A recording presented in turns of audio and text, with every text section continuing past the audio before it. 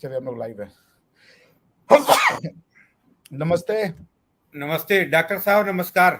नमस्कार नमस्कार। आज के परिचर्चा में मैं अपने चैनल में डॉक्टर अभिषेक मिश्रा जी को आमंत्रित किया हूं।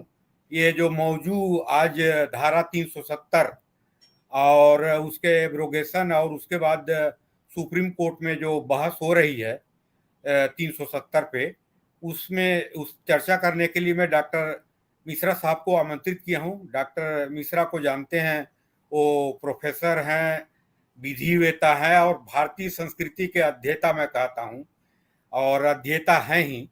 उनको आमंत्रित हो। डॉक्टर साहब नमस्कार। नमस्कार, बहुत बहुत धन्यवाद जी, आपका बहुत बहुत धन्यवाद। जी, आपने सबसे पहले डॉक्टर साहब आपसे प्रश्न है कि ये धारा 370 के बारे में संक्षिप्त में थोड़े बताएंगे। जी जी जी जी। तो देखिए, आपने थोड़ा सा इंट्रोडक्शन दिया, मैं भी बोल दूं, ये हम लोग का ज्वाइंट है। तो हम आप इस समय मेरे चैनल पे लाइव भी हैं। तो ये मुझे धनीराम जी ने बोला कि सर आप मेरे चैनल पे आइए, तो हम दोनों लोगों ने डिसाइड किया कि एक साथ करते हैं। तो आप इसको प्लीज़ धनीराम जी के भी चैनल पे देखिए, अपना खुद का चैनल ये शुरू कर रहे हैं और काफ़ी अच्छा काम कर रहे हैं। खुद भी एक काफ़ी विद्वान वकील हैं। तो धनीराम जी, बहुत बहुत धन्यवाद, आपने मुझे बोला कि इस पे बात किया जाए। तो आपके निमंत्रण का बहुत बहुत धन्यवाद जी। अब आप प्रश्न पूछें। जी जी जी। हाँ डॉक्टर साहब, मैं ये अभी जो मौजूद चर्चा पे है धारा 370 जो सुप्रीम कोर्ट में बहस हो रही है, तो धारा 370 के बारे में थोड़े से संक्षिप्त बताने की प्रयास करेंगे। जो संविधान सभा ने बनाया और 5 साल में 26 जनवरी 1957 को जो लागू हुआ धारा 370, उसके बारे में डॉक्टर साहब संक्षिप्त में थोड़े से बताएंगे। देखिए वकील साहब, अनुच्छेद 370 जिसको अक्सर लोग धारा भी कहते हैं, चूंकि कोई खास फर्क नहीं है, लेकिन एक जो कन्वेंशन है, एक जो प्रचलन है, वो ये है कि संविधान में दिए गए प्रयोजनों को हिंदी में अनुच्छेद कहते हैं, और किसी जी। और बियर एक्ट में वही प्रोविजन अगर दिए हों तो उन्हें धारा कहते हैं। तो जिस अनुच्छेद 370 की बात आप कर रहे हैं, वह जो है वो एक रिजल्ट है 1947 के गवर्नमेंट ऑफ इंडिया एक्ट का। ठीक है ना। सो ये जो गवर्नमेंट ऑफ इंडिया, सॉरी, 1947 के इंडियन इंडिपेंडेंस एक्ट का, इंडियन इंडिपेंडेंस एक्ट ने उसके जो सेक्शन 1 है, अगर आप खासकर देखें, उसके सेक्शन 1 और 3 ने ये व्यवस्था दी कि भाई ये जो आपके पार्लियामेंट में, सॉरी मैं आपको ना एग्जैक्ट प्रोविजन पढ़ देता हूँ। इस इंडियन इंडिपेंडेंस एक्ट में पूरे 20 सेक्शन थे, 20 प्रोविजंस थे। ठीक है ना। उसके बाद उसमें जो पहला सेक्शन था, वो उसका नाम है द न्यू डोमिनियंस। ये इसी सेक्शन की वजह से भारत की धरती पर पाकिस्तान का जन्म होता है। यदि section 1 1947 government of India act में नहीं होता तो पाकिस्तान आज वजूद में ना होता। ठीक है ना। चूंकि जी जी। पाकिस्तान का जो जन्म हुआ है वो भारत के विभाजन से हुआ है। ये बात एकदम समझने वाली है। यदि भारत का विभाजन नहीं होता तो पाकिस्तान का जन्म नहीं होता। ठीक है। जी जी। तो अब सेक्शन 1 क्या कहता है? वो ये कहता है, as from the 15th day of August 1947 two independent dominions shall be set up in India to be known respectively as India and Pakistan. ठीक है ना। The said ji ji. dominions are hereafter in this act referred as the new dominions, and the said 15th day of August is herein after in this act referred as appointed day. अब देखिए, कश्मीर पे आऊं, अनुच्छेद 370 के समान और कौन से अनुच्छेद है? बहुत से हैं। उसके लिए आपको कॉन्स्टिट्यूशन पे जाना पड़ेगा, लेकिन पहले मैं जो प्रश्न है कि अनुच्छेद 370 है क्या, वो मैं समझा दूं लोगों को। देखिए, ऐसा है कि कॉन्स्टिट्यूशन ऑफ इंडिया में जो एक स्कीम ऑफ गवर्नेंस दिया गया है, उस स्कीम ऑफ गवर्नेंस में 3 चीजें मुख्य हैं। एक है कि जो स्कीम ऑफ गवर्नेंस है वो यूनिटरी ना होके फेडरल स्ट्रक्चर है। ये फेडरल स्ट्रक्चर कैसा है, इसकी कोई व्याख्या भारत के संविधान में नहीं दी गई है। भारत संविधान है, इसकी भी कोई व्याख्या नहीं दी गई है। भारत फेडरल है, इसकी भी कोई व्याख्या नहीं दी गई है। लेकिन यदि आप आर्टिकल 1 कॉन्स्टिट्यूशन ऑफ इंडिया को पढ़ें तो वो ये कहता है कि India that is Bharat shall be the union of state. So ये जो यूनियन ऑफ स्टेट है, इसी से ये बात पता चलती है कि भारत जो है वो एक फेडरल स्टेट होगा। जो यूनियन होगा हमारे यहाँ, उसका जो कैरेक्टरिस्टिक्स है वो फेडरलिज्म होगा। ये यही इसी को इंटरप्रेट करके ही आप जो है ये बात पता कर सकते हैं, ठीक है ना। जी और उसके बाद जो उसका आर्टिकल 1 का जो सब क्लॉज 2 है, उसमें फिर ये बताया गया the states and the territories जो कि यूनियन ऑफ इंडिया की हैं, वो फर्स्ट शेड्यूल में मेंशन होंगी। तो आप कॉन्स्टिट्यूशन ऑफ इंडिया का फर्स्ट शेड्यूल देखेंगे तो उसमें आपको भारत के टेरिटरी यानी कि जो यूनियन टेरिटरी कौन सी हैं और स्टेट्स कौन से हैं उनके नाम आपको मिल जाएंगे, ठीक है ना। तो जी ये जो टेरिटरी शेड्यूल 1 में है, दो तरह की टेरिटरीज में इनको विभाजित किया गया है। एक है आपका यूनियन टेरिटरी और दूसरा है आपका स्टेट्स, ठीक है। स्टेट। तो अब ये जब आपने स्टेट्स बना दिया है, जब आप लिस्ट 1 देखेंगे तो उसमें कई स्टेट्स के नाम है, आंध्र प्रदेश, तमिलनाडु, बंगाल, बिहार, उत्तर प्रदेश, इस तरह के उड़ीसा, इस तरह के 50 मतलब जो 30 28 29 स्टेट 13 है हमारे, लगभग स्टेट थे। 28 से 29 के लगभग स्टेट है और 8 या 9 के लगभग जो 13 के लगभग करीबन यूनियन टेरिटरीज है, ठीक है ना। नंबर इधर उधर हो सकता है, मैं इतना मुझे याद नहीं। ठीक है। तो अब क्वेश्चन ये है कि आंध्र प्रदेश का उत्तर प्रदेश के साथ क्या रिश्ता होगा, उत्तर प्रदेश का बंगाल के साथ क्या रिश्ता होगा, उत्तर प्रदेश का आंध्र प्रदेश के साथ क्या रिश्ता होगा। पहला प्रश्न ये बना। दूसरा प्रश्न ये बना कि जो ये सब स्टेट हैं, इनका आपस में भारतीय यूनियन के साथ क्या क्या रिलेशन होगा। तीन चीजों का, दो चीजों का निर्माण किया गया ना। एक, जब आप कहते हैं आर्टिकल 1 में India that is Bharat shall be the union of state, तो आपने दो चीजें कर दी उसमें। एक तो आपने इंडिया को बताया कि इंडिया की यूनियन ऑफ स्टेट है, ठीक है ना। तो इंडिया क्रिएट हो गया। इंडिया क्रिएट ही क्या होगा, यूनियन ऑफ स्टेट। जब तक यूनियन ऑफ स्टेट है तब तक इंडिया रहेगा। तो अब ये हो गया कि ये इंडिया है, ये बेसिकली यूनियन ऑफ स्टेट है। तो ये जो स्टेट्स हैं, कॉन्स्टिट्यूएंट स्टेट है, इनके और इंडिया के बीच का रिलेशन क्या होगा, ये हो गया प्रश्न नंबर 1। प्रश्न नंबर 2 ये हो गया कि जो स्टेट है, इनका आपस के बीच में क्या रिलेशन होगा, ठीक है ना। तो इसका जो उत्तर दिया जाता है, वो उत्तर है आर्टिकल 245 के अंदर। आर्टिकल 245 में ये कहा गया है कि जो भारत का पार्लियामेंट है, वो पूरे भारतवर्ष के लिए लॉ बना सकती है और चाहे तो भारतवर्ष के किसी हिस्से के लिए भी लॉ बना सकती है। स्टेट्स के लिए कहा गया है कि वो सिर्फ और सिर्फ अपने टेरिटरी के लिए बनाएंगे। यानी आंध्र प्रदेश का जो स्टेट लेजिस्लेचर है, वो सिर्फ और सिर्फ अपनी टेरिटरी के अंदर के लिए लॉ बना सकता है, उसके बाहर का लॉ नहीं बना सकता। वो यदि बनाएगा तो वो लॉ वॉइड हो जाएगा, जिसको हम आप कहते हैं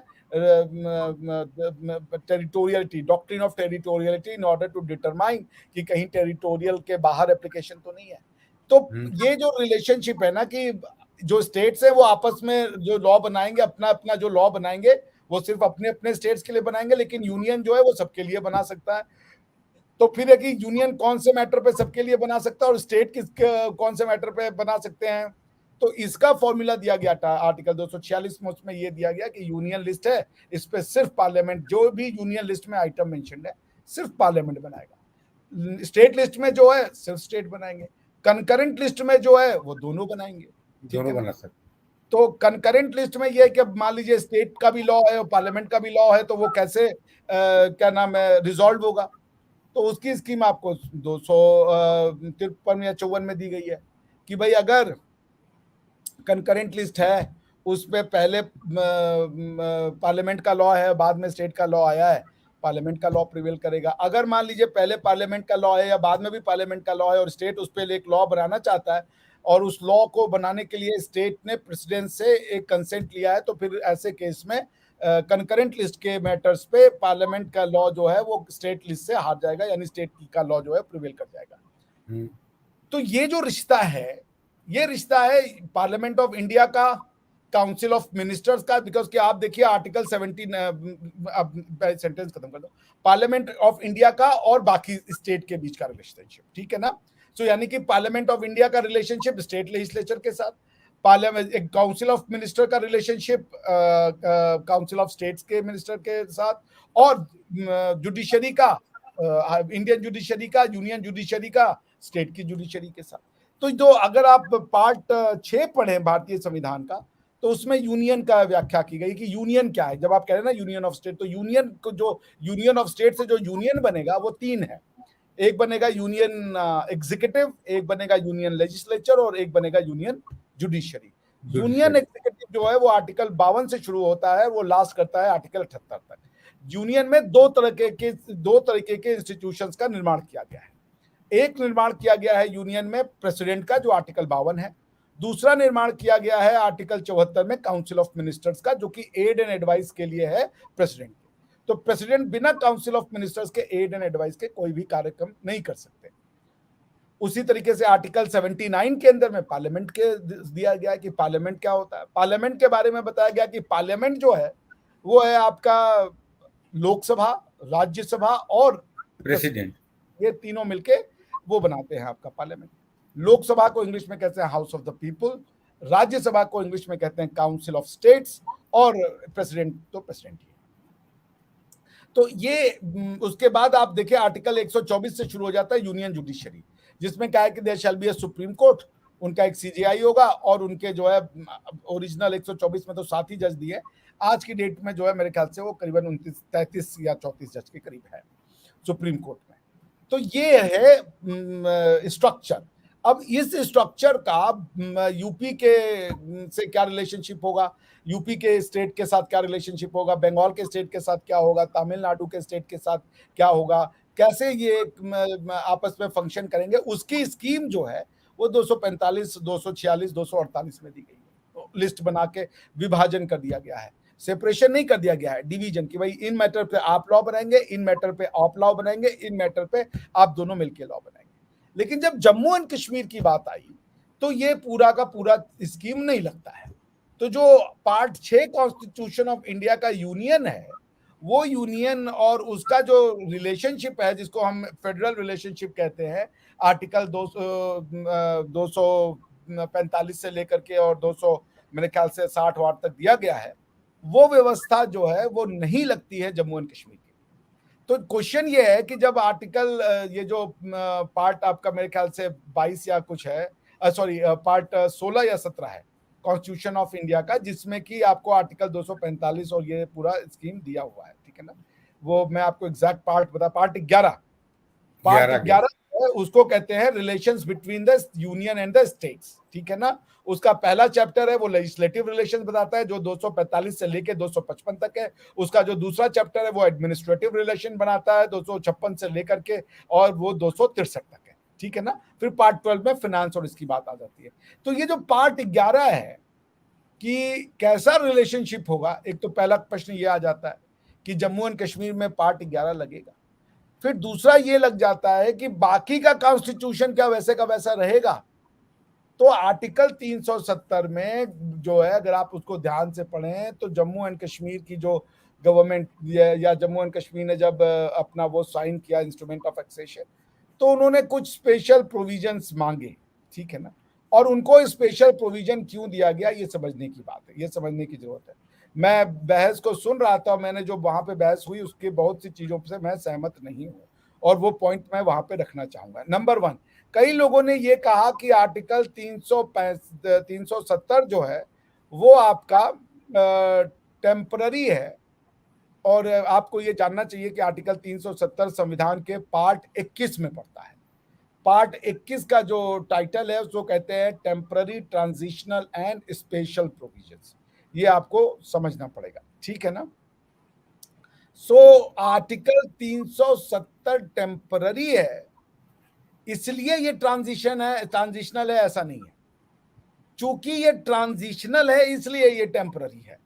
जो कपिल सिब्बल और बाकी के लोगों को मैंने सुना आर्गुमेंट करते हुए, वहां पे उनका आर्गुमेंट ये है कि आर्टिकल 370 टेम्पररी है, इसलिए जो प्रोविजनल, जो ट्रांजिशन मतलब एक, मतलब जैसे आप धीरे धीरे ग्रो कर रहे हैं। तो उन्होंने कहा कि 1954 के प्रेसिडेंशियल ऑर्डर में जो जो प्रोविजंस आ रहे हैं वो सारे के सारे ट्रांजिशनल है। ये गलत है।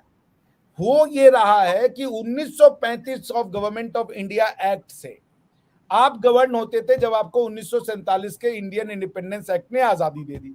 क्योंकि आपका कॉन्स्टिट्यूशन तो 1950 में बनकर तैयार हुआ। प्रश्न ये आएगा कि 15 अगस्त 1947 से लेकर के 26 जनवरी 1950 तक या 26 जनवरी 1949 तक आपके पास कौन सा गवर्नमेंटल स्ट्रक्चर था जिससे कि आप शासित हो रहे थे?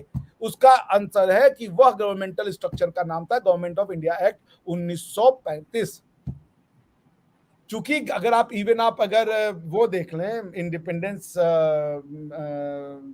इंडियन इंडिपेंडेंस एक्ट अगर आप देख लें तो उसमें भी आप उसका अगर वो पढ़ लें, क्या नाम है, प्रियम्बल, उसका प्रियम्बल पढ़ लीजिए। इंडियन इंडिपेंडेंस एक्ट 1970 का कहता है an act to make provision for setting up in India two independent dominions to substitute other provisions for certain provisions of the Government of India Act 1935 which apply outside those dominions and to provide for other matters consequential or connected to the setting up of dominions। क्या मतलब है इसका कि अगर 1947 में आपने भारत को विभाजित कर दिया तो अब प्रश्न ये आएगा कि ये जो डोमिनियन है इनका जो है गवर्नमेंट ऑफ इंडिया एक्ट से क्या रिश्ता रह जाएगा, जो 1935 का गवर्नमेंट ऑफ इंडिया एक्ट।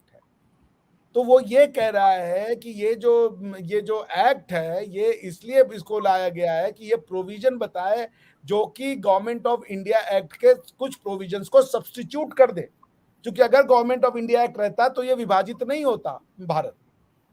ठीक है ना डॉक्टर साहब, यहाँ थोड़ी इंटरप्ट करूंगा जी।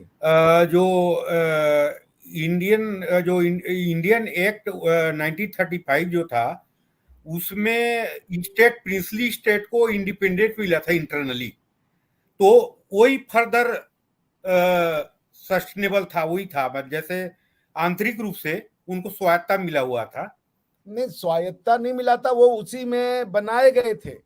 स्टेट ऑफ पंजाब का निर्माण ही 1935 का गवर्नमेंट ऑफ इंडिया किया था, क्योंकि ये जो स्टेट्स है इनकी कोई टेरिटरी हजारों साल से वैसी थोड़ी थी। मैं प्रिंसली स्टेट की बात कर रहा हूँ, मैं प्रिंसली स्टेट्स की ही बात कर रहा हूँ। प्रिंसली स्टेट्स में भी, पंजाब में भी, भाई पंजाब में जालंधर तो पटियाला भी प्रिंसली स्टेट था। क्या पटियाला पंजाब नहीं था? पंजाब को आपने विभाजित किया तो उसके साथ पंजाब कोई कॉन्ग्रुएंट एक जोन नहीं था। यही बात समझाना चाह रहा हूँ। तो उसमें हुआ ये कि ये सारे के सारे जो पंजाब था या पंजाब की जो टेरिटरी है, एडमिनिस्ट्रेटिव यूनिट है, जैसे आप तो लॉयर है, आपको पता होगा कि जो सीआरपीसी होता था उसमें जो सेशन कोर्ट होता था, सेशन कोर्ट के लिए ये था कि एक या दो डिस्ट्रिक्ट के टेरिटरी को मिला करके आप सेशन कोर्ट बना सकते हो, है ना। तो वो जो आप जब एडमिनिस्ट्रेटिव पावर का इस्तेमाल करके बाउंड्री का निर्माण करते हो, तो फिर जब आप उस बाउंड्री को तोड़ रहे हो, उस बाउंड्री के साथ कुछ छेड़छाड़ कर रहे हो, तो जो गवर्नमेंट ऑफ इंडिया एक्ट 1935 जो एप्लीकेबल लॉ था, वो लॉ उनको करने नहीं देता। इसीलिए उनको 1947 गवर्नमेंट ये इंडियन इंडिपेंडेंस एक्ट जो था वो लाना पड़ा, ताकि वो उस गवर्नमेंट ऑफ इंडिया एक्ट 1935 को रिप्लेस कर सके और सुटेबल प्रोविजंस ला सके। आप समझ रहे हैं? जैसे except in so far as the provision is made for in accordance with the law made by the Constituent Assembly of the Dominion under subsection 1 of this section, each of the new dominion and provinces and other parts thereof shall be governed as nearly as may be in accordance with the Government of India Act 1935 and the provisions of that act and of the orders in the council, rules and instruments made thereunder shall, so far as applicable and subject to any express provision of this act and with such omission blah blah blah, have effect accordingly। यानी वो ये कह रहा है कि government of India act का कोई वो फर्क नहीं पड़ेगा, वो ऐसे ही अप्लाई रहेगा, सिवाय उस प्रोविजंस के जहां पे कि वो वेरिएशन चाह रहे। तो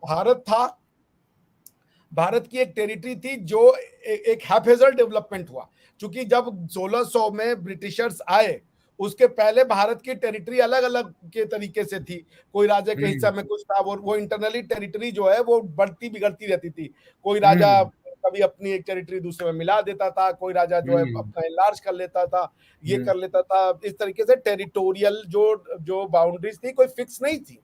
ऐसा नहीं है कि ये पंजाब और कश्मीर जो है वो शाश्वत समय से ऐसे ही चला आ रहा है, ठीक है ना। उसकी टेरिटरी इधर उधर होती रहती थी। हाँ, वो जगह का नाम कश्मीर है, वो एक अलग चीज है, ठीक है ना। तो पॉइंट यही था कि भारत का निर्माण तो अंग्रेजों ने नहीं किया ना, कि अगर ईस्ट इंडिया कंपनी लड़ाई नहीं लड़ती और कुछ जो उस समय के स्टेट्स थे उनको मिला नहीं लेती अपने यहाँ पे डायरकी के जरिए, यानी कि अपने पास वो रखते थे रेवेन्यू पावर और किंग के पास, किंग को कहते थे कि तुम अपने पास जो है वो क्रिमिनल पावर रखो, यानी कि दीवानी की पावर, फौजदारी की पावर रखो, यानी लॉ एंड ऑर्डर तुम रखो और रेवेन्यू हम लेंगे। तो सॉवरेनिटी यही दो चीज होती है, पावर टू टेक रेवेन्यू और पावर टू इन्फोर्स लॉ। तो ये उन्होंने डिवाइड कर लिया। ईस्ट इंडिया कंपनी एक प्राइवेट कंपनी थी, प्राइवेट पार्टी थी, प्राइवेट प्लेयर थी, प्राइवेट बॉडी थी, वो सॉवरेन पावर इस्तेमाल कर रही थी। एक बड़ा प्रॉब्लम था। तो भारत उस समय जो टेरिटरी बनी वो कोई भारत का निर्माण थोड़े था, भारत का निर्माण तो सदियों से हो रखा था। आप समझ रहे हैं? तो पॉइंट यही है कि गवर्नमेंट ऑफ इंडिया एक्ट में जो एप्लीकेशन था, उस एप्लीकेशन को जो स्टेट्स के ऊपर, जैसे कॉन्स्टिट्यूशन ऑफ इंडिया जो आज अपना स्टेट्स के ऊपर लगता है, उसको उसको जो है ये इंडियन इंडिपेंडेंस एक्ट ने कहा कि ये अब वैरी करेगा कुछ कुछ चीजों में, क्योंकि हम ये अंतर ला रहे हैं। तो ये जो ट्रांजिशन था कि आप गवर्नमेंट ऑफ इंडिया एक्ट से ना गवर्न होकर के आप कॉन्स्टिट्यूशन से जो गवर्न होगे, इसी को ट्रांजिशन कहते हैं। ठीक है ना? क्योंकि आप तो आजाद हो गए 1947 में, लेकिन संविधान आया आपका 1950 में। तो 2.5 साल तक आप कैसे गवर्न होते रहे? कौन सी बॉडी थी जो लेजिटिमेटली कह देती कि हमारे पास जो है वो सॉवरेन पावर है? वो बॉडी वही थी जो गवर्नमेंट ऑफ इंडिया एक्ट के अंडर में लगी। और आप देखिए कॉन्स्टिट्यूशन जो 60-65% तो गवर्नमेंट ऑफ इंडिया एक्ट का ही हेविली बोरोड प्रोविजन है भाई, इसमें कोई छुपाने की बात तो है नहीं है। तो पॉइंट ये है कि जब आपने ये कहा कि गवर्नमेंट ऑफ इंडिया एक्ट को कॉन्स्टिट्यूशन ऑफ इंडिया बनना पड़ेगा, तो आपने कहा कि उसको एक ट्रांजिशन से करेंगे। अब क्या है वो transition? Government of India act में फेडरल कोर्ट था, लेकिन कॉन्स्टिट्यूशन ऑफ इंडिया में कोई फेडरल कोर्ट नहीं है, उसका नाम हो गया सुप्रीम कोर्ट। तो अब ये क्वेश्चन आएगा कि कॉन्स्टिट्यूशन ऑफ, जब गवर्नमेंट ऑफ इंडिया एक्ट था, उसमें जो फेडरल कोर्ट था, उसमें जो मुकदमे चल रहे थे, जो मुकदमे लंबित थे, उन मुकदमों का क्या होगा 1950 के बाद जब सुप्रीम कोर्ट आ जाएगा? तो क्या फेडरल कोर्ट के जो केसेस हैं वो सुप्रीम कोर्ट में आएंगे या नहीं आएंगे? या फेडरल कोर्ट भी कंटिन्यू करेगा, सुप्रीम कोर्ट भी कंटिन्यू करेगा, या सुप्रीम कोर्ट फेडरल कोर्ट को सक्सीड कर जाएगा? ऐसे बहुत से प्रश्न थे। इन्हीं को ट्रांजिशन कहा जाता है। आप अगर देखेंगे कॉन्स्टिट्यूशन ऑफ इंडिया एक्ट भी, अगर आप एक्ट कह रहा हूं, समझ लीजिएगा, आप कॉन्स्टिट्यूशन ऑफ इंडिया भी देखें तो आर्टिकल 370 जैसे प्रोविजंस और भी स्टेट के लिए हैं।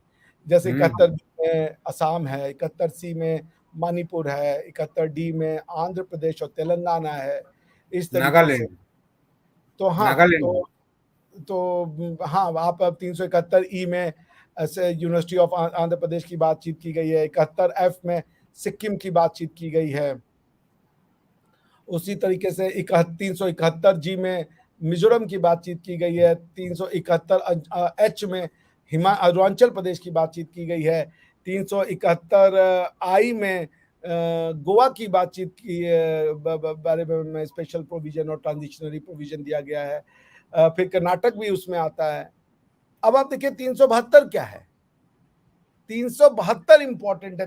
आप आर्टिकल किसका क्या कह रहा है वो? Notwithstanding the repeal by this constitution of the enactments referred to in 395 but subject to the other provisions of this constitution, all the law in force in the territory of India immediately before the commencement of this constitution shall continue।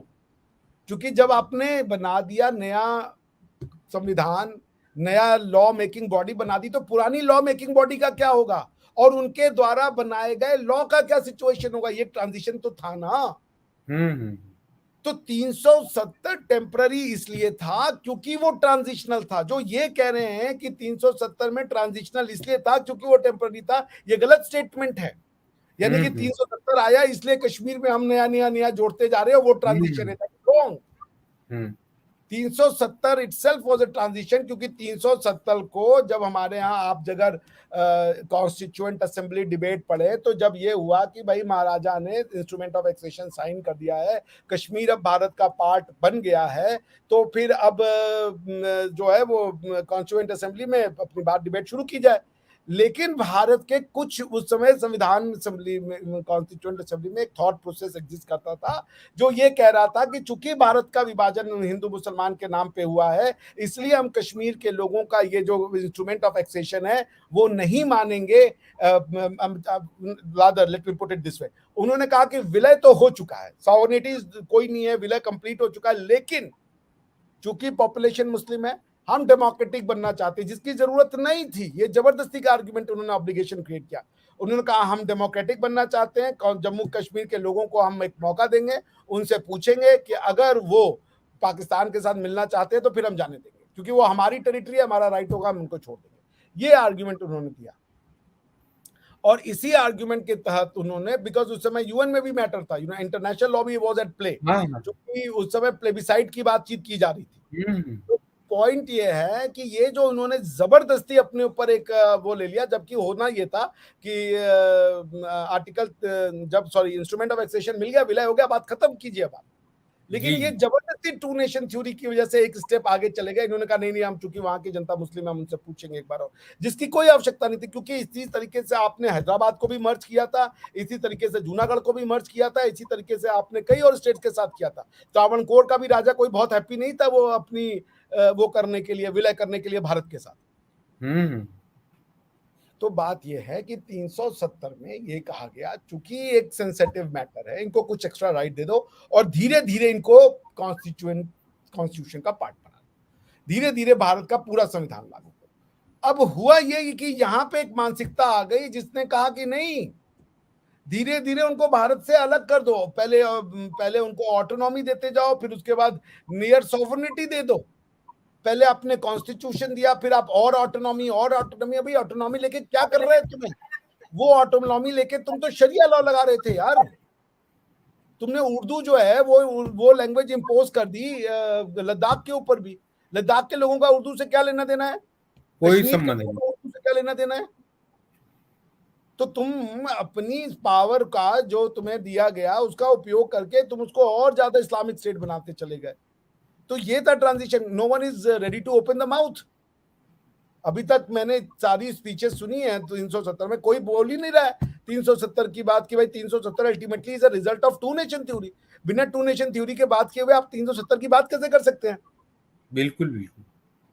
यहाँ पे doctor साहब मैं एक question करना चाहूंगा कि भारत के लोगों में परसेप्शन है, अभी जो मूर्धन्य अधिवक्ता लोग बहस कर रहे हैं सुप्रीम कोर्ट में, कि इंस्ट्रूमेंट ऑफ एक्सेशन जो है वो जम्मू कश्मीर का अलग है और जो 564 जो प्रिंसली स्टेट थे उसमें अलग था।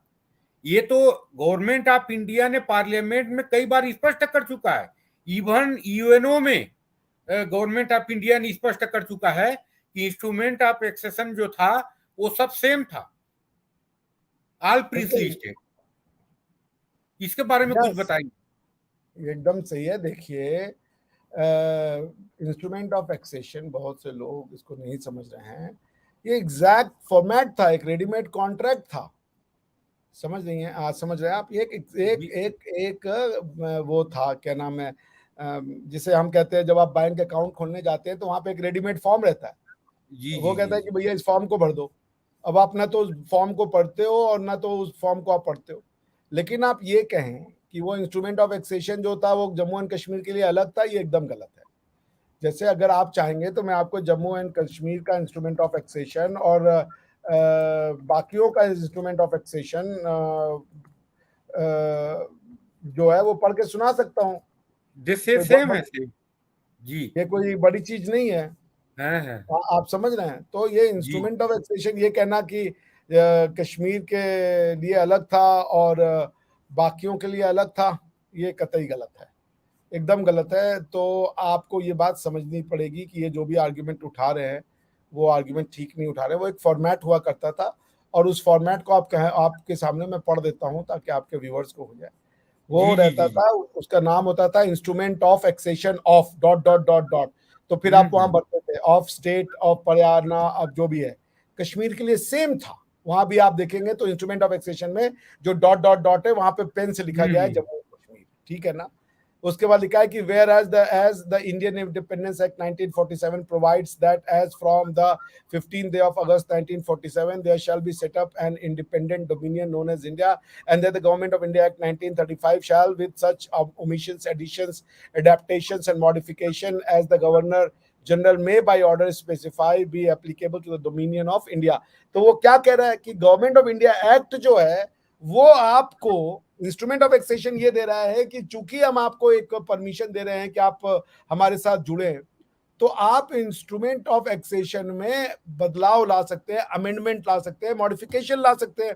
गवर्नमेंट ऑफ इंडिया आप साइन करोगे इंस्ट्रूमेंट ऑफ एक्सेशन, उसमें जो बातें आप रखोगे उसका इंपैक्ट होगा गवर्नमेंट ऑफ इंडिया एक्ट 1935 के, कि उसके कुछ प्रोविजंस आपके ऊपर अप्लाई करेंगे या नहीं लगेंगे। सेम चीज आर्टिकल 370 में लिखी हुई है, वहां पे गवर्नमेंट ऑफ इंडिया एक्ट ना होकर के वो चीज है कॉन्स्टिट्यूशन ऑफ इंडिया। तो जो आपको इंस्ट्रूमेंट ऑफ एक्सेशन कह रहा था कि आप गवर्नमेंट ऑफ इंडिया एक्ट को वेरी कर सकते हो, मॉडिफाई कर सकते हो और उसको बदल सकते हो अपनी अपनी सुविधा के अनुसार, तो वो पावर आपको आर्टिकल 370 में दे दिया गया कश्मीर के लोगों को टू अमेंड, मॉडिफाई और change provisions of the constitution of India to the certain extent. मैं आपको आर्टिकल 370 पढ़ के बता दूंगा। तो इसलिए ये क्लॉज सब में था। And whereas the government of India act 1935 as adopted by the government general provides that in Indian state may accede to the dominion of India by an as so adopted by the Governor General provides that an Indian state may accede to the dominion of India by an instrument of accession executed by the ruler thereof. Now therefore, देखिए वो क्या कह रहा है, कह रहा है Indian state exceed करेगा। अब आपको वहां पे किस में जाएंगे, आप डोमिनियन ऑफ इंडिया में जाएंगे या आप किसी और में जाएंगे? क्योंकि अगर पाकिस्तान का होता ना, तो पाकिस्तान का जो इंस्ट्रूमेंट ऑफ एक्सेशन था वो दूसरा था, वहां पे सेम चीज था मगर वहां पे डोमिनियन ऑफ इंडिया ना लिख करके वहां पे डोमिनियन ऑफ पाकिस्तान लिखा जाता।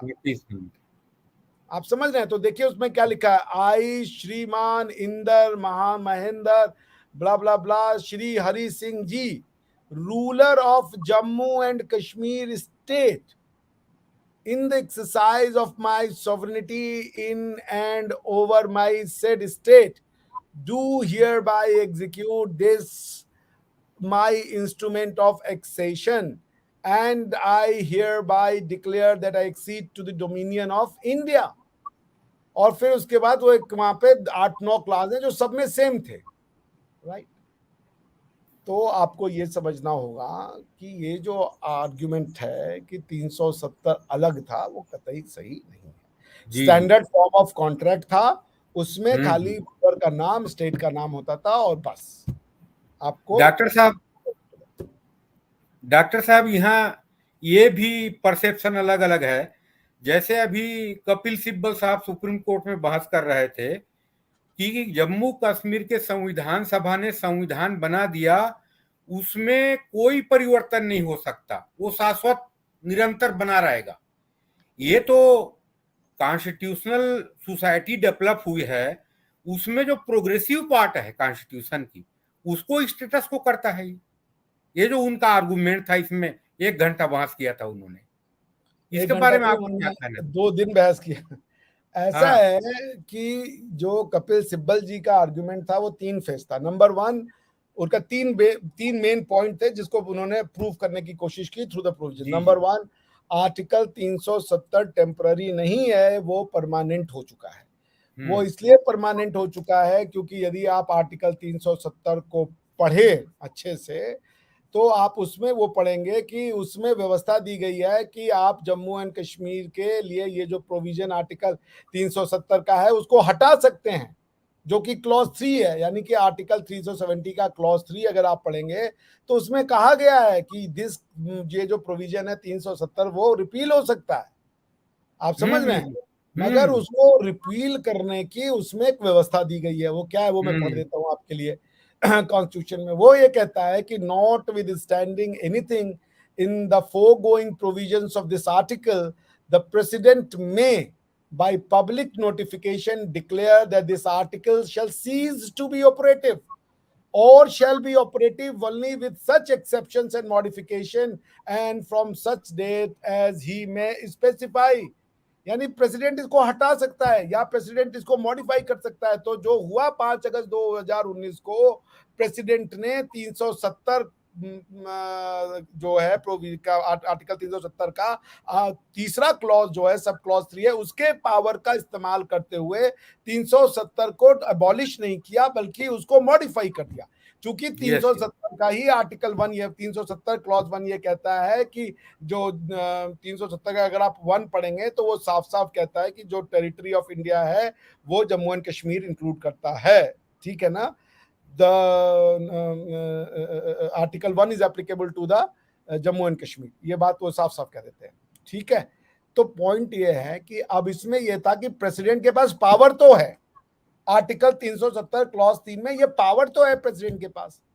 उसका प्रोविजो क्लॉज ये कहता है 370 क्लॉज 3 का कि provided that the recommendation of the constituent assembly of the state referred to in clause 2 shall be necessary before the president issues such notifications। यानी अगर प्रेसिडेंट 370 क्लॉज 3 की अपनी पावर या शक्तियों का इस्तेमाल करके 370 को यदि समाप्त करना चाहे या 370 को मॉडिफाई करना चाहे तो वो ये ऐसा कर सकता है, परंतु कंडीशन ये है कि उसको कॉन्स्टिट्यूएंट असेंबली से परमिशन लेनी पड़ेगी। Constituent assembly Jammu and Kashmir की कॉन्स्टिट्यूशन बनाने वाली सभा का नाम था। अब जब चूंकि 1956 या 57 के बाद जब जम्मू एंड कश्मीर स्टेट का वो बन गया, हेलो हाँ 57 में, हाँ आवाज आ रहा है। तो ये जो जी तो वो जो बन गया 1970 जब कॉन्स्टिट्यूएंट असेंबली ने जम्मू एंड कश्मीर की constitution of Jammu and Kashmir बना लिया। अब प्रश्न ये था कि वो खत्म हो गई, क्योंकि जब कॉन्स्टिट्यूएंट असेंबली खत्म हो गई तो state legislature of Jammu and Kashmir शुरू हो गया। जैसे हमारा जो कॉन्स्टिट्यूएंट असेंबली 1950 26 जनवरी के बाद खत्म हो गया, उसके बाद से पार्लियामेंट आ गई।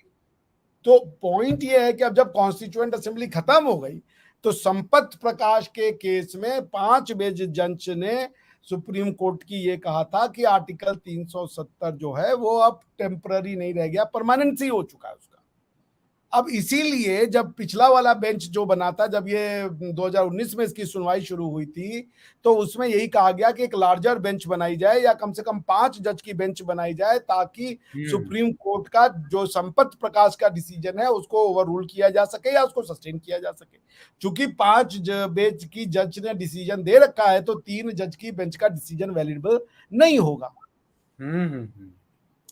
तो ये प्रक्रिया थी। तो अब कपिल सिब्बल ने कहा कि भाई चूंकि कॉन्स्टिट्यूएंट असेंबली खत्म हो चुकी है तो और जो आपने आर्टिकल 367 में अमेंडमेंट किया कि आपने कॉन्स्टिट्यूएंट असेंबली की जगह उसको लेजिस्लेटिव असेंबली कर दिया, चूंकि तो आपने उन्होंने ये कहा और ये प्रेसिडेंशियल ऑर्डर के थ्रू किया, तो वो ये कह रहे थे चूंकि आपने ये जो प्रेसिडेंशियल ऑर्डर के थ्रू आर्टिकल 367 को अमेंड किया है ये आप नहीं कर सकते, क्योंकि आप आर्टिकल 356 की और 370 की पावर का उपयोग करके 368 का काम कर रहे हो, चूंकि 368 में संविधान को अमेंड करने की व्यवस्था दी गई है और चूंकि आपने 370 को ना अमेंड करके आपने 368 को अमेंड कर दिया है। तो 370 का मॉडिफिकेशन और वेरिएशन तो 370 के अंतर्गत दिए गए पावर को इस्तेमाल करते हुए प्रेसिडेंट कर सकता है, पर 367 का अमेंडमेंट आप नहीं कर सकते, उसके लिए आपको 368 पे जाना होगा। तो आपने ये जो कॉन्स्टिट्यूएंट असेंबली को रिप्लेस करके स्टेट लेजिस्लेचर कर दिया है, ये इनवैलिड है और आप नहीं कर सकते क्योंकि ये प्रेसिडेंशियल पावर में नहीं है, ये पावर है 368 में पार्लियामेंट का। ये उनका आर्गुमेंट। जी डॉक्टर साहब, यहाँ पे मैं ये जो अधिवक्ता धवन साहब ने बहस किया है कि जम्मू कश्मीर इंडिपेंडेंट स्टेट था, सॉवरिन स्टेट था और उसका विलय हुआ है हिंदुस्तान में। मैं थोड़े से एक चीज कहना चाहूंगा, ये जब एक्ट आई 1935 का, जी ब्रिटिश पार्लियामेंट में पास हुई एक्ट 1935, उसमें डिस्कस हुआ है कि प्रिंसली स्टेट का कॉन्सेप्ट क्या है? ये princely state independent nation money state नहीं है। ये देसी राज्य को, जिसको देशज भाषा में अपन बोले, देसी रियासत जो बोलते हैं, इसीलिए उसका वर्ड भी प्रिंसली स्टेट रखा है उसने। एक बिल्कुल आप पार्लियामेंट में डिस्कस भी हुआ है ये बात। ये है इस पे अब बार बार ये आर्गुमेंट लिया जाता है कि पैरामाउंटसी जब लैप्स हो गई 1947 में, तो पैरामाउंटसी लैप्स के बाद का सिचुएशन क्या है, ये एक बहुत लंबी बहस है, बट मैं नहीं मानता पैरामाउंटसी लैप्स होने से कोई इंडिपेंडेंस बन गया था, गलत है यार। नहीं नहीं नहीं नहीं है, बिल्कुल नहीं है। उस पे मेरे पास बहुत लंबा चौड़ा आर्गुमेंट है, बट अभी वो यहाँ पे ये अब बहुत अभी लंबा उसको और जी इसमें जो अभी जो स्थिति है, जो सुप्रीम कोर्ट पे बहस हो रही है डॉक्टर साहब 370 में, इसमें कंक्लूजन रिमार्क दें आप क्या? हाँ देखिए 300 अभी तक चूंकि कंक्लूडिंग रिमार्क तो दिया नहीं जा सकता, स्टेट ने अपना साइड रखा नहीं है। अब जब स्टेट अपना साइड रख नहीं, देगा हाँ जी जी, तो उसके बाद होगा, लेकिन मेरा कंक्लूडिंग रिमार्क तो एकदम सिंपल है, मेरे ख्याल से सुप्रीम कोर्ट को भी ये बात समझ में आ रही है, क्योंकि एक वाटरशेड मोमेंट है ये। आर्टिकल 370 का जजमेंट कोई ऑर्डिनरी जजमेंट नहीं होगा।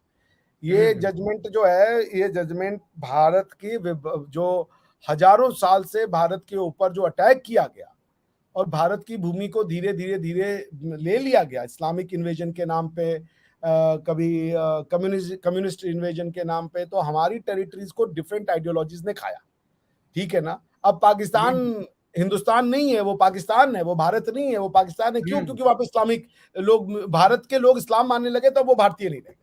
ये थ्योरी का एक्सेप्टेंस नहीं हो सकता, ये दुनिया के लिए डेंजरस थ्योरी हो जाएगी, क्योंकि जहां का भी आदमी मुसलमान बन जाए फिर वहां की प्रथा, वहां का लोकल कल्चर, लैंग्वेज तो वो खत्म कर देंगे, ऐसे तो नहीं होगा ना। और भारत के मुसलमान को भी समझना पड़ेगा कि अगर वो भारतीय मुसलमान होने के नाते क्लेम कर रहा है तो भाई ऐसा है कि नेशन नहीं होता मुसलमान, ब्रदर होता। Indian Muslim is not a nation, ये कोई कौम नहीं है ना, ये कौम हो सकती है। पंजाबी एक कौम हो सकती है, पश्तो एक कौम हो सकती है, बंगाली एक कौम हो सकती है, जो कि एथनिसिटी को अगर नेशनलिटी मानते हैं। इंडिया में कभी कौम का कॉन्सेप्ट था ही नहीं, उस पर हम फिर बात करेंगे।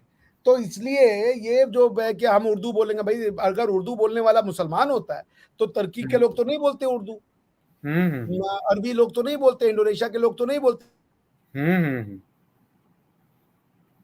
तो डॉक्टर साहब आपका फ्रीज हो गया है।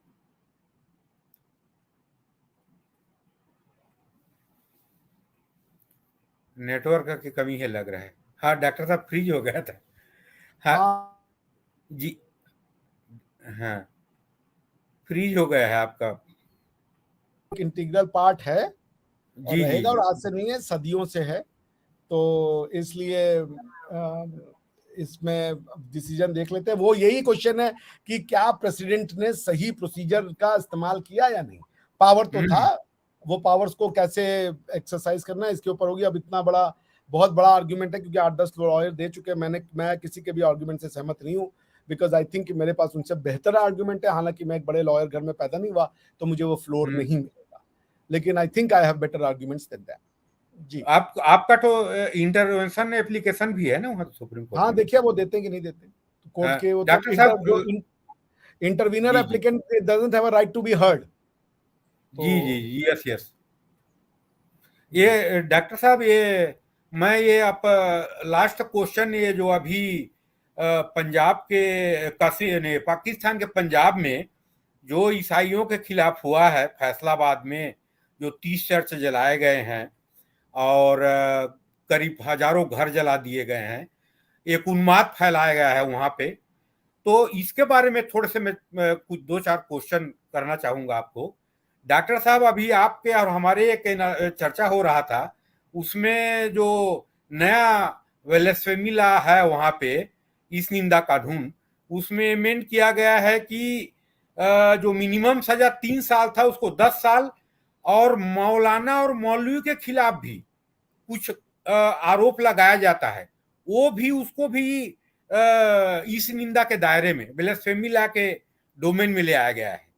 तो सर इसके बारे में कुछ बताएं। और पाकिस्तान में जो हो रहा है, जो वहां के टोटल पॉपुलेशन के 1.4% क्रिश्चियन है और 1.6% हिंदू हैं, तो उसके बारे में कुछ बताएं डॉक्टर साहब। बहुत निंदनीय अभद्र घटना हुआ है वहां पाकिस्तान में। नहीं, वो अभद्र तो नहीं है, वो आपका मानना है वो अभद्र है, बट कोई समाज ये मानता है कि मूर्ति पूजा गलत है तो वो मंदिर तोड़ के अभद्र नहीं मानेगा। आप समझिए इस बात को ना जी जी जी वकील साहब। तो जी ये जी एक बहुत लंबी बहस हो जाएगी। अभद्र आप कह रहे हो क्योंकि आप जी जी मूर्ति पूजा कर रहे हो, लेकिन सामने वाला, चूंकि आप ये मानते हो एकम सद बहुधा अभिप्राय वदंती, जी चूंकि आप जी मानते हो कि सर्वधर्म समान है, लेकिन ये जो हमें जो लेफ्ट ने ये जो चैनल ये जो घुट्टी पिलाई हुई है सर्वधर्म समान है, उनसे हाँ, पूछिए हाँ। जरा, वो इस्लाम के लोगों से बोल देंगे सर्वधर्म समान है। एक इस्लामिक आइडियोलॉजी की एग्जिस्टेंस ही है ये कि वो सुपीरियर है, लास्ट है और बेस्ट है। तो हम्म इसलिए ये वाला जो आपका टॉपिक है ये बड़ा अच्छा टॉपिक है, और इस पे हम एक अच्छे से सेक्युलरिज्म और ब्लास्फेमी लॉ के ऊपर परसों जो है शाम को आपके साथ एक पूरा विधिवत जी चर्चा जी जी करेंगे। आज बिल्कुल ये जो बिल्कुल है डॉक्टर ऑलरेडी 45 मिनट हो चुका है, तो लोग इसको देखेंगे नहीं, लोग बोर हो जाते हैं। साहब। जी जी आज का तो कार्यक्रम यही समाप्त कर लेते हैं जी। जी आप अपना डॉक्टर साहब धन्यवाद, नमस्कार। और उसके बारे में एक अलग बनाएंगे, एक जी, हम लोग करेंगे। जल्दी उस पे मिलेंगे, और एक पूरा का पूरा आप इसको ध्यान रखिएगा। जब मेरे जी पास 2-3 दिन में समय होगा मैं आपको रिंग कर दूंगा और हम लोग इस पे एक पूरा कार्यक्रम पूरा रखेंगे। पूरा एक ये इसमें बहुत एक अच्छा है, वीडियो ये जो बनाएंगे। टॉपिक आपने उठाया ये बहुत गंभीर है और बहुत जी जी इम्पोर्टेंट जी है। जी जी जी, जी। तो आप ठीक सभी ठीक दर्शक को सभी दर्शक हमारे साथ जुड़े उनके लिए बहुत-बहुत धन्यवाद। आप लोग से निवेदन है कि हमारे चैनल को लाइक करें, सब्सक्राइब करें। धनीराम जी भी हैं, उनके भी चैनल को लाइक जी करें जी और मेरे सब्सक्राइब तरफ से करें। भी सभी दर्शकों को धन्यवाद। और जी, लाइक करें, सब्सक्राइब करें डॉक्टर साहब के चैनल को। जान रहे हैं सब लोग, मेरे चैनल को भी। धन्यवाद डॉक्टर साहब, नमस्कार। नमस्ते।